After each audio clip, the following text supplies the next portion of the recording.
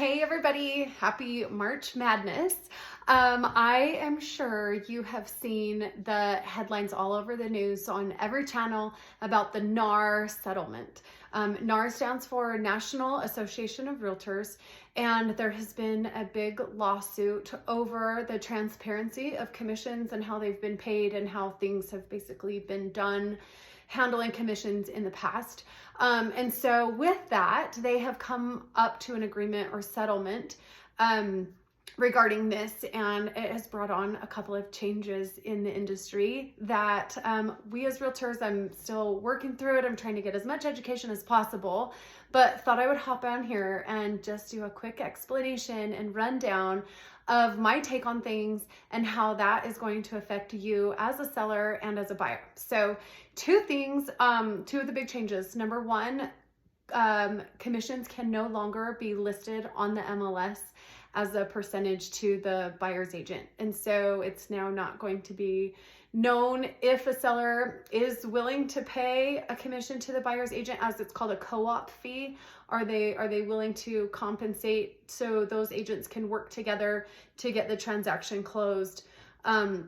So that can no longer be advertised on the MLS.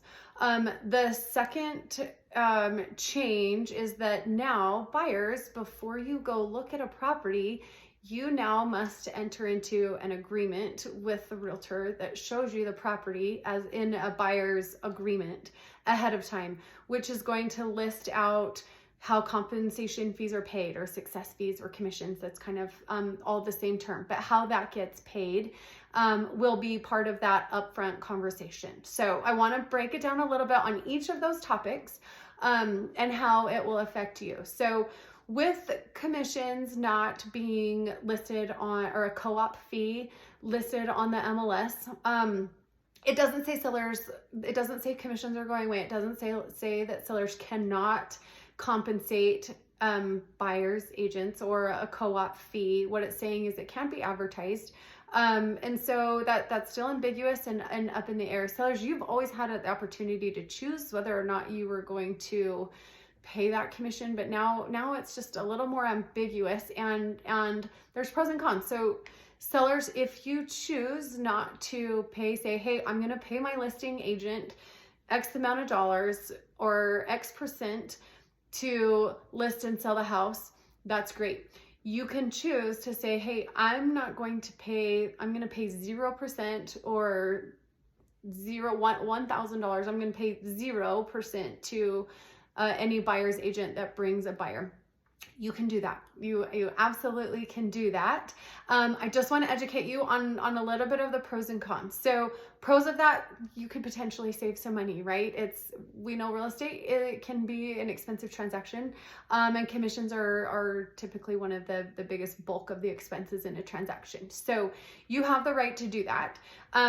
Before you take a hard stance on that though, just consider the fact that if now buyers are on the hook to pay for their down payment and their closing costs and their loan origination fees, and now their realtor compensate their realtor on top of that, they might not have those extra funds. And so they can work with their agent, and the buyers can choose whether or not they want to see your house or not, based on if you're offering a co-op fee to their realtor. Because if not, then they might not have those funds, but they really want representation in a transaction.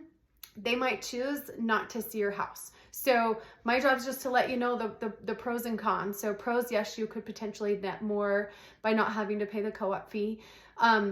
Two, you could really hurt yourself by not keeping your market broad and limiting yourself to buyers who are only able to pay their realtors' commissions. So that's kind of the pros and cons that I see with that. The cons as a buyer for this new way things are changing is that buyers, a lot of them are going to choose to just work directly with whoever the listing agent is.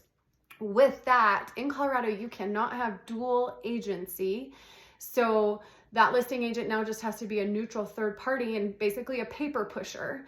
And so you will not have representation in that contract or in that transaction if you choose to go directly to the listing agent. So that is something that you need to be aware of as a buyer, is that you're basically forfeiting representation if you try and just go the backdoor approach and go directly with the listing agent.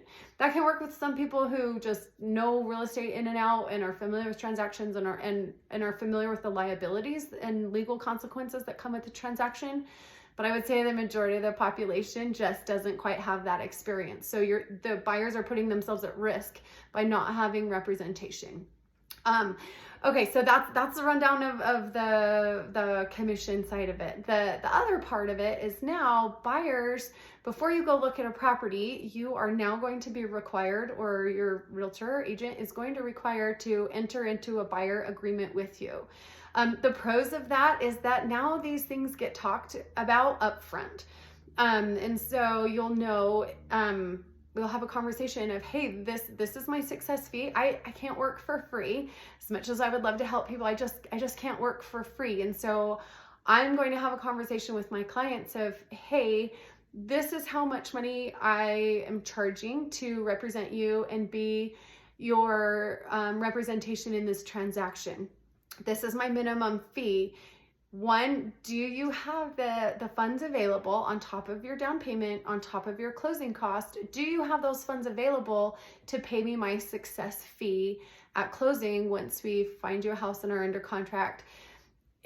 In the fact that the agents aren't, or I'm sorry, that the listing, that there isn't a co-op fee, do you have these funds available to pay me? If they say yes, great.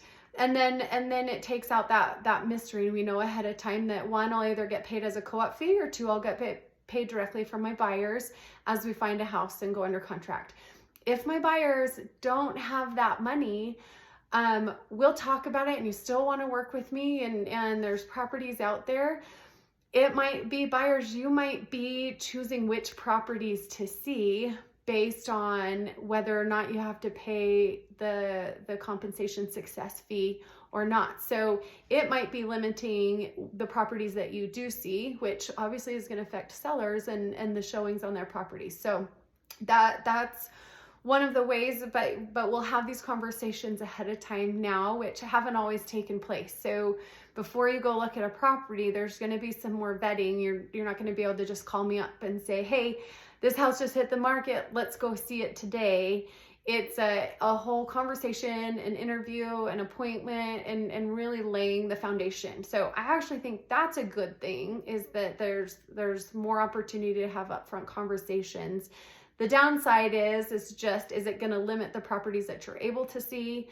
And also, if you choose not to have representation because there's a house that you really want that's not offering a co-op fee, and you don't have the money to pay your realtor the success fee, are you gonna buy a house without representation? So there's a lot of things still shaking out. All of these things won't go into effect officially until July. It hasn't even necessarily been settled yet, but they're working on it, and trying to just let the dust settle. But I wanted to clear the air. I know this video is a little on the longer side, but wanted to give my take on how I think things are happening, how I see things coming down the pipeline, and trying to be proactive on how I can make changes in my business that are going to align with this, so it's less of a shock in July when these things become official. So as always, I'm an open book. I'm happy to have any conversation with you, and we'll just navigate this together. But open, upfront conversations and communication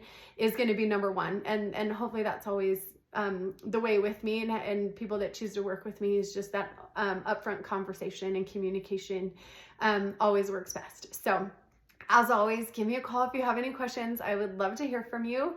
I hope you have an amazing day, and happy March Madness. Take care. Bye.